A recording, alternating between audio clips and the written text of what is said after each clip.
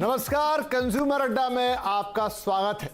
आपका क्रेडिट या debit card इस वक्त खतरे में हो सकता है। कारण है डिजिटल पेमेंट गेटवे जस्ट पे के सर्वर से 10 करोड़ कार्ड्स का डेटा चोरी हो गया है। अब ये जो जस्ट पे है, ये अमेजॉन, फ्लिपकार्ट, वोडाफोन, एयरटेल, ओला, उबर, स्विगी, क्रेडो, ना जाने ऐसी कितनी और कई कंपनियों के लिए ऑनलाइन ट्रांजैक्शन में पेमेंट गेटवे का काम करती है। यानी इनके पास आपका सारा डेटा होता है। अब आप समझ जाइए, और इस बात को उजागर किया है देश के एक जागरूक cyber security researcher Rajshekhar Rajahariya ने। राजहरिया ये भी बता रहे हैं कि आपके क्रेडिट या डेबिट कार्ड का ये डेटा और उसके साथ जुड़ी हुई कई संवेदनशील जानकारी, जैसे आपका नाम, phone number, email, pan detail, dark web पर बिक भी रहे हैं।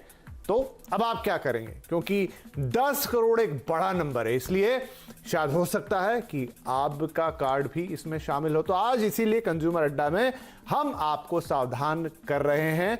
आज फिर हम ये चर्चा करेंगे, और ये बातचीत करने के लिए आज हमने जिन्हें बुलाया है उसमें खुद शामिल है राजशेखर राजहरिया साहब, जिन्होंने ये पूरी बात उजागर की है, और साथ ही जुड़ रहे हैं साइबर सिक्योरिटी एक्सपर्ट प्रणव राय। आप दोनों का ही बहुत बहुत स्वागत है। तो राजशेखर, पहले हम आपसे ही पूछेंगे कि ये चीज, क्योंकि आप एक साइबर सिक्योरिटी रिसर्चर है, लेकिन आपने कैसे पता लगाया कि इतना बड़ा डेटा ब्रीच इंडिया में हो गया है? देखिए, जब आपकी खुद की कंपनी होती है तो आप अपने डेटा के लिए भी इधर उधर या फिर डार्क वेब पे सर्च करते हैं कि कहीं आपका डेटा तो लीक नहीं हुआ है। तो वैसे ही रेगुलर अगर आप डार्क वेब पे ऐसे डेटा पे अगर नजर रखेंगे तो आपको पता लगता है कि काफी लोग अलग अलग कंपनीज के इंडियन पिछले 7 से 8 दिन से डार्क वेब के ऊपर अराउंड एक हैकर ने सेल के लिए रखा हुआ था, जिसका प्राइस वो अराउंड $8,000 बिटकॉइन के अंदर मांग रहा था, और उससे भी बार्गेनिंग करें तो वो लगभग $6,000 में भी बेचने के लिए तैयार है वहां पे। तो राजशेखर, में ये बताइए कि ये इतना जो डेटा वहां पर है, 10 करोड़ यूजर्स का वहां डेटा पड़ा है और बिटकॉइन में इसकी बोली लगाई जा रही है वहां पे, तो इस डेटा के अंदर आखिर क्या क्या चीजें हैं? देखिए, ये जो डेटा था इसमें सेलर ने दो फाइलें रखी थी। 2 फाइलों में से एक फाइल के अंदर यूजर्स का पर कॉन्टेक्ट इंफॉर्मेशन था, जिसमें ईमेल, मोबाइल नंबर और बाकी अदर डिटेल्स थे। बाकी जो दूसरी फाइल थी वो काफी सेंसिटिव डेटा के साथ में थी। उसमें आपकी ट्रांजैक्शन डिटेल्स थी, लाइक आपके क्रेडिट कार्ड के नंबर, क्रेडिट कार्ड की एक्सपायरी डेट और उसका जो मंथ होता है वो, साथ में जो क्रेडिट कार्ड का 16 डिजिट का नंबर होता है, वहां पे ये लोग स्टार्टिंग के 6 डिजिट और लास्ट के 4 डिजिट स्टोर कर रहे हैं, और बीच के 6 डिजिट ये लोग मास्क करते हैं, जो कि पीसीआई का स्टैंडर्ड तो है, लेकिन साथ में ही आपके 16 डिजिट का एक फिंगरप्रिंट का हैश बना के भी वहां पे जनरेट कर रहे हैं। तो इन फ्यूचर हो सकता है कि यहाँ पे फिंगरप्रिंट के साथ में कुछ इन फ्यूचर रिस्क हो।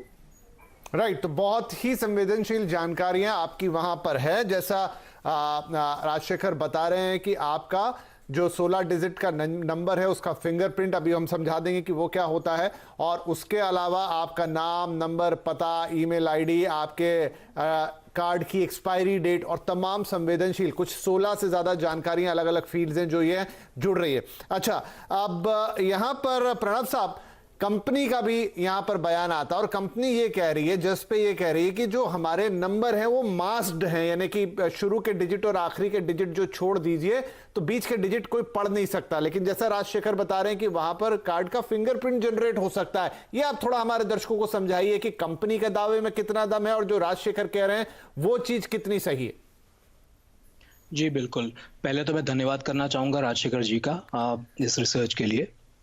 बहुत जागरूक रिसर्च है ये जजमेंट, जिसमें उन्होंने कहा था कि प्राइवेसी फंडामेंटल राइट है। Privacy is equivalent to right to life, article 21 में। लेकिन उसके बाद भी इस पर्टिकुलर केस में और इससे रिलेटेड और केसेस में इसके बाद भी हमारे पास अभी भी अफसोस की बात यह है कि कोई कॉम्प्रिहेंसिव लॉ नहीं है प्राइवेसी पे। कुछ हैं जो कि स्कैटर्ड हैं, लेकिन कोई कॉम्प्रिहेंसिव लॉ नहीं है। आने वाला था, स्टैंडिंग कमेटी के पास पेंडिंग पड़ा हुआ था, कई एक्सटेंशंस लिए गए, अब शायद बजट सेशन में आए। अब सवाल होता है कि अभी हम क्या कर सकते हैं और अभी कंज्यूमर का क्या कर सकता है। तो इसके लिए अब इसमें भी जो एग्जिस्टिंग लॉ है उसमें ये देखना है पहले तो कि क्या ये हैकिंग का केस था या ये एक्चुअली डेटा लीक थी। अगर ये हैकिंग का केस था तो जो हैकर्स थे उनके अगेंस्ट तो प्रावधान है हमारे पास, आईपीसी में है। हमारा जो आईटी इंफॉर्मेशन टेक्नोलॉजी एक्ट था 2000 में, जो 2008 या 9 में अमेंड हुआ था, वो है जिसमें कि आप पिनलाइज कर सकते हैं और पनिश कर सकते हैं हैकर को। लेकिन अगर ये लीक का केस था तो उस केस में हमारे पास एक उतना अच्छा तो नहीं लेकिन एक रूल है, इंटरमीडिएरी रूल, जो कि आईटी एक्ट के अंदर बना था। उसमें कुछ प्रावधान हैं जिसमें इनके अगेंस्ट कंपेंसेशन भी लिया जा सकता है जस्ट पे के अगेंस्ट। तीसरा जो चीज़ हम लोग मिस आउट कर रहे हैं वो है जिन कंपनियों ने इसको जस्ट पे को पेमेंट गेटवे की तरह यूज़ किया, अमेजॉन, फ्लिपकार्ट और वो सारी कंपनी, क्योंकि वो भी रिस्पॉन्सिबल हैं। और यहीं पे हमें लॉ की सबसे ज़्यादा ज़रूरत थी, प्राइवेसी लॉ की, क्योंकि जो एग्जिस्टिंग 2011 के रूल्स हैं इनके लिए वो एनफोर्सिएबल नहीं है, एनफोर्समेंट उनका नेक्स्ट टू जीरो है और शायद वो उस एक्ट को भी वायलेट करते हैं जिसमें वो बने हैं। और इसीलिए ये कानून आ रहा है डेटा प्राइवेसी लॉ का, इस पे काफ़ी टाइम से बात हो रही है, अब देखते हैं कब आता है।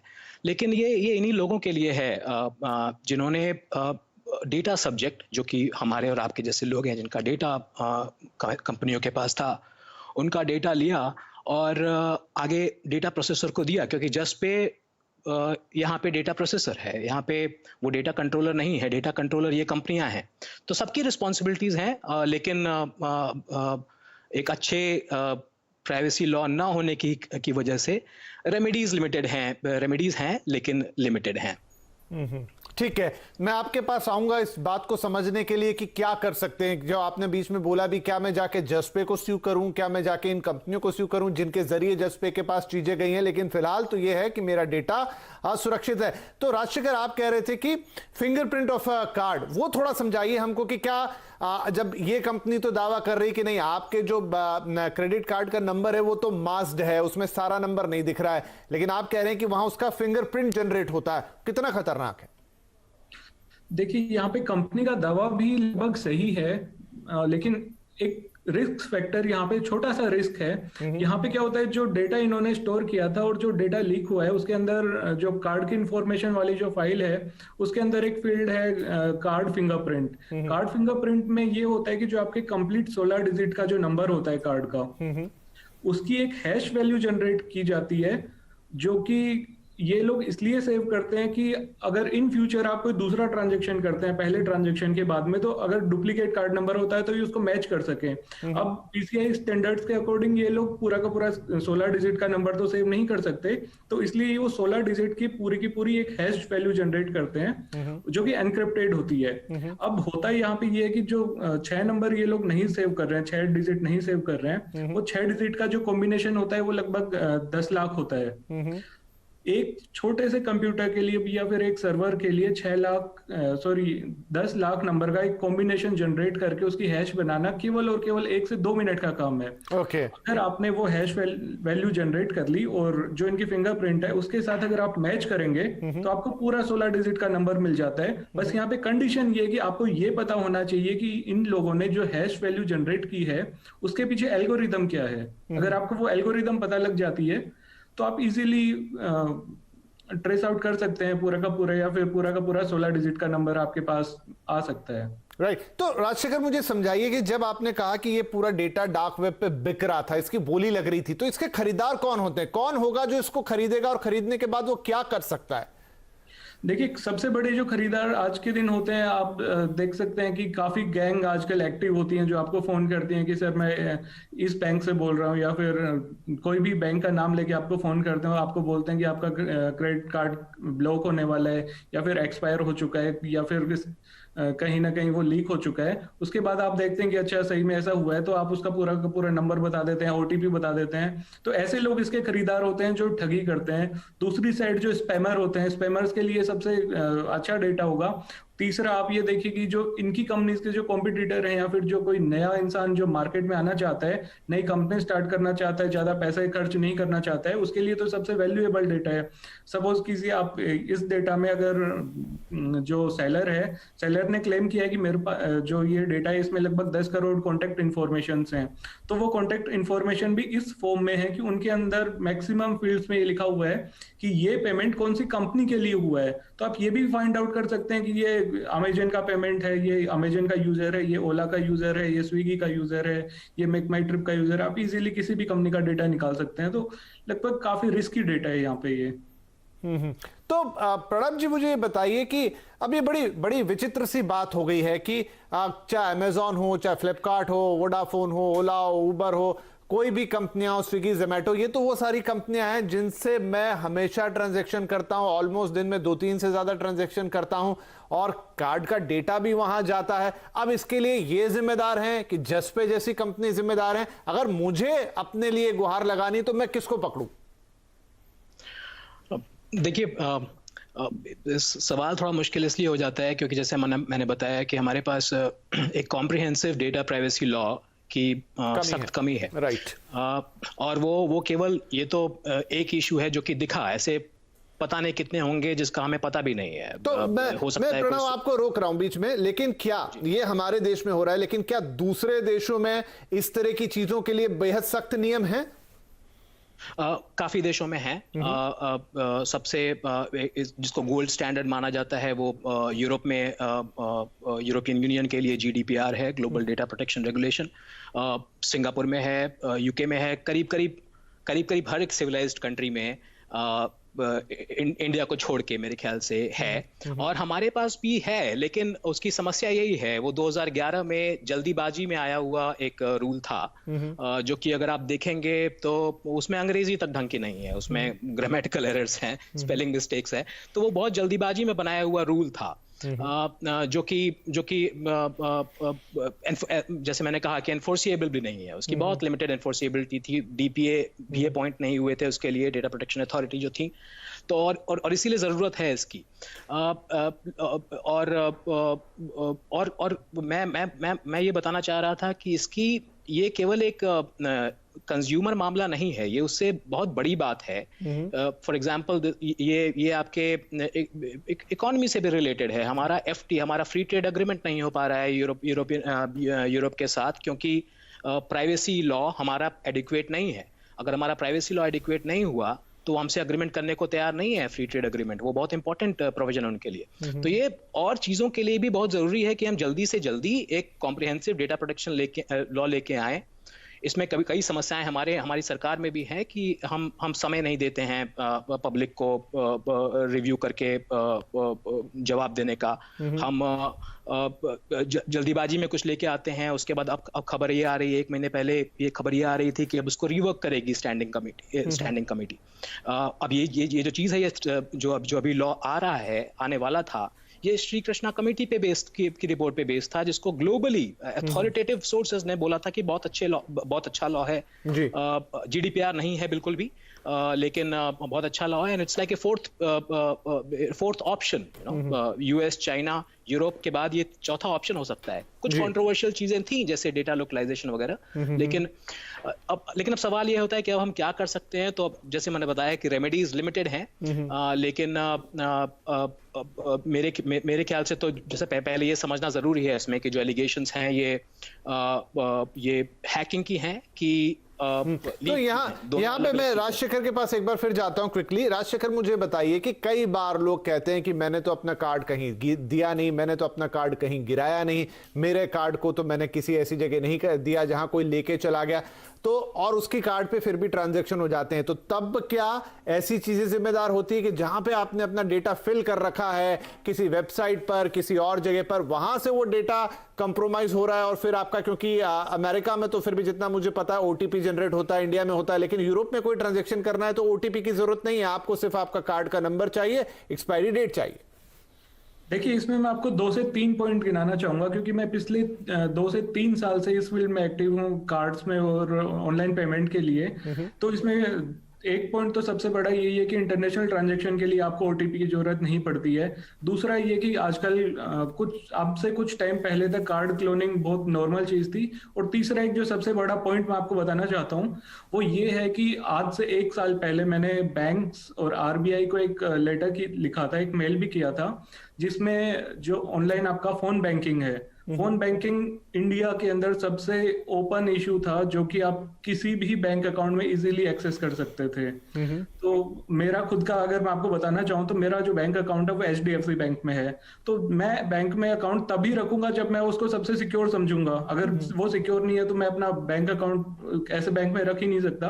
तो मैंने सबसे पहले एचडीएफसी को मेल किया और काफी अच्छा रेस्पॉन्स मिला।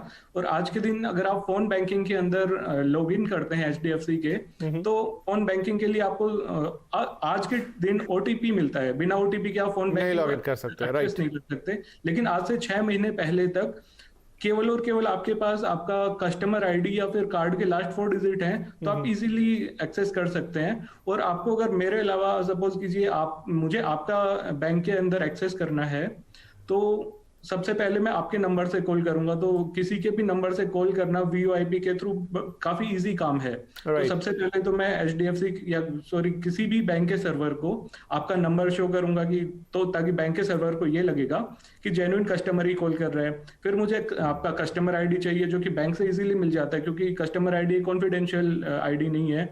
उसके बाद जो कॉन्फिडेंशियल चीजें हैं वो आपका कार्ड का लास्ट 4 डिजिट है। तो यहाँ पे जो लीक हुआ है उसके अकॉर्डिंग सीधा सीधा मेरे पास मोबाइल नंबर भी है, लास्ट 4 डिजिट भी है, तो मैं इजीली फोन बैंकिंग में एक्सेस कर सकता हूं। अब एचडीएफसी के कंडीशन में देखा जाए तो वो एकदम से सिक्योर है, क्योंकि वहां पे अब ये लोग ओटीपी मांगते हैं। बाकी अदर बैंक का हम कह नहीं सकते। तो काफी सारे हमारे बैंकिंग सेक्टर में और अदर सेक्टर में इतने सारे लूप होल हैं कि जिसका फायदा लोग उठा लेते हैं, और ये डेटा जो कंप्रोमाइज होता है वो उसमें एक तरीके के फ्यूल का काम करता है। चलिए, मुझे एक छोटा सा ब्रेक लेना होगा, फिर कुछ और चीजें हुई हैं यहां पर उसकी भी बात करेंगे, कुछ तरह की बदमाशियां हैं। लेकिन ब्रेक पे जाते जाते मैं दर्शकों को बताऊं कि 2019 के मुकाबले 2020 में, जो कि वैसे भी एक कठिन साल है, भारत में जो साइबर अटैक्स हैं उनकी संख्या दोगुनी हो गई। 7 लाख के आसपास साइबर अटैक्स हुए हैं, और यह डेटा इंफॉर्मेशन टेक्नोलॉजी मंत्रालय से आया है। 7 लाख से ज्यादा बार अटेम्प्ट किया गया है इंडियन कंपनीज के ऊपर उनका डेटा चुराने के लिए 2020 में। तो आप समझ सकते हैं कि यह खतरा कितना बड़ा होता जा रहा है धीरे धीरे, 19 के मुकाबले 2 गुना। तो चलिए एक छोटा सा ब्रेक लेते हैं, और ब्रेक के बाद कुछ और बातें करेंगे और आपको आगाह करेंगे कि क्या कुछ हो सकता है इन सब ऑनलाइन चीजों में। एक छोटा सा ब्रेक।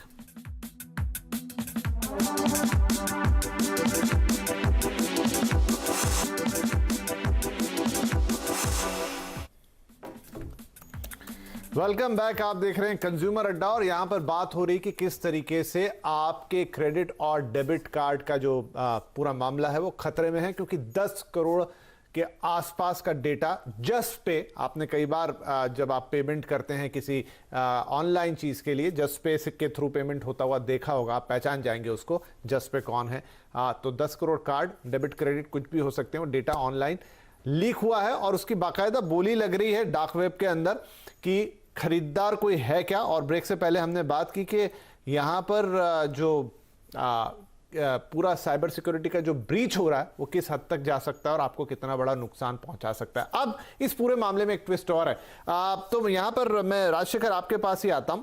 साइबल नाम की अमेरिकन डेटा सिक्योरिटी कंपनी, जिसको मालूम था कि ये ब्रीच हुआ है, लेकिन वो आती है, अब ये चीजें सूत्रों के हिसाब से ही है, आज तक इसकी पुष्टि उस हिसाब से तो नहीं हुई, लेकिन वो आती है और जसपे को कहती है कि आपका डेटा लीक हो रहा है, लेकिन अगर आप हमारी सर्विसेज ले लेते हैं तो ये बात हम ओपन नहीं करेंगे और आप हमारे क्लाइंट बन जाइए। यही कहानी आती है बिग बास्केट के साथ में, जब वो जाते हैं और उन्हें कहते हैं, वो मना कर देते हैं कि नहीं, हम आपके क्लाइंट नहीं बन सकते, और ये बात बाजार में आ जाती है कि बिग बास्केट से डेटा लीक हुआ है। मतलब एक साइबर सिक्योरिटी फर्म ही इस तरीके का काम कर रही है। कुछ एक्सपर्ट तो इसे एक्सटॉर्शन कह रहे हैं।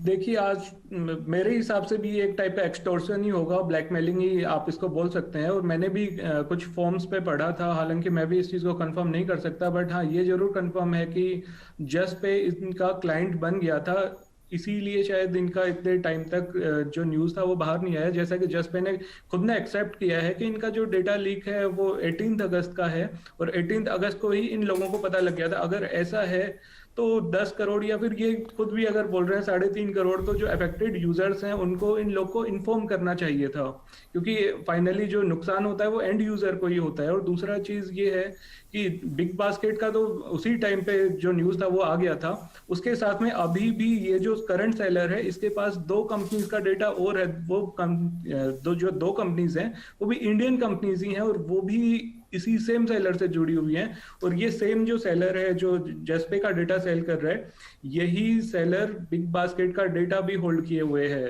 तो यहाँ पे सारा का सारा कड़ियां एक दूसरे से जुड़ती हैं। नहीं, ये तो आप बहुत बड़ा खुलासा कर रहे हैं कि वही सेलर जो जसपे का डेटा बेच रहा है वही बिग बास्केट का भी बेच रहा है। उस ब्रीच को भी सामने उजागर किया ही गया था। प्रणय, आप हमें ये बताइए कि ये तो फिर जब ये कंपनी कहती है, साइबल का तो पूरा खेल हमें समझ में आया, और जसपे दावा करता है कि जैसे ही डेटा लीक हुआ था, ब्रीच हुआ था, उन्होंने अपने क्लाइंट्स को बता दिया था। मतलब कौन सी कंपनियां, ये जो तमाम अमेजॉन, फ्लिपकार्ट और इस तरह की सारी कंपनियां, लेकिन उन्होंने कभी एंड यूजर को नहीं बताया। जी, तो इसमें देखें, हालांकि थोड़ा और स्टडी करना पड़ेगा जो कि आप समझ सकते होंगे इसके लिए, लेकिन जो मुझे ऊपर ऊपर से दिख रहा है,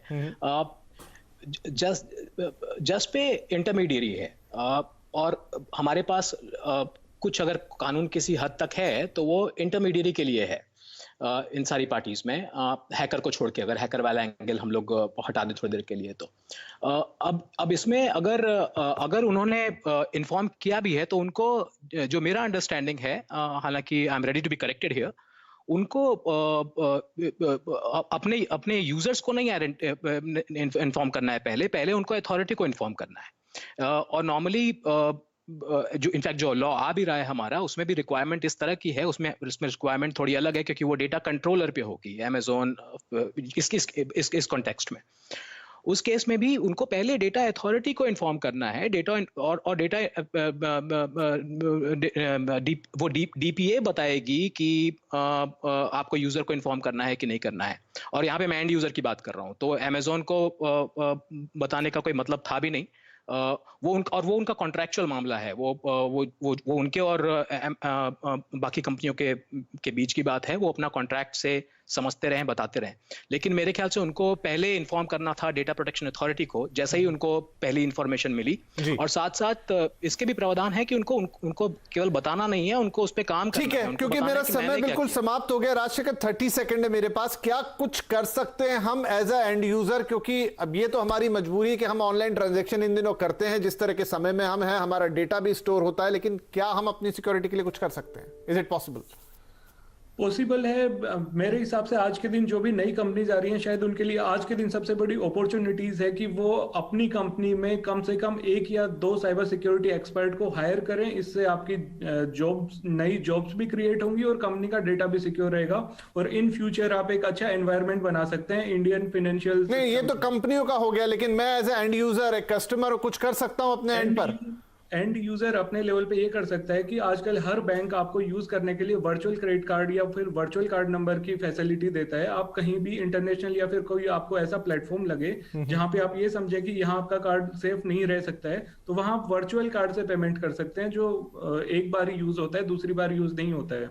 जी, बहुत अच्छी सलाह। और इसी के साथ मैं कार्यक्रम की समाप्ति करना चाहूंगा कि ऑलमोस्ट सारे बैंक्स अब वर्चुअल क्रेडिट कार्ड की फैसिलिटी दे रहे हैं। थोड़ा पढ़िए, थोड़ा जानिए, थोड़ा रिसर्च कर लीजिए, आपको पता लग जाएगा कि आपका बैंक दे रहा है कि नहीं दे रहा है। हर बार एक अलग कार्ड नंबर होगा, उसी का इस्तेमाल कीजिए। थोड़ी मेहनत ज्यादा लगेगी यहां पर, लेकिन आपकी सिक्योरिटी फिर किसी हैकर के हवाले, किसी कंपनी के हवाले, किसी सर्वर पे शायद उतनी कंप्रोमाइज ना हो जितनी अभी हम देख रहे हैं। तो उम्मीद करते हैं जिस नए लॉ की हम बात कर रहे हैं वो ज्यादा पुख्ता तरीके से आएगा और आपका और हमारा जो डेटा है वो यहां पर सुरक्षित होगा। लेकिन फिलहाल आज इस कार्यक्रम में शामिल होने के लिए आप दोनों का ही और ये सारी बातें हमें बताने के लिए बहुत शुक्रिया।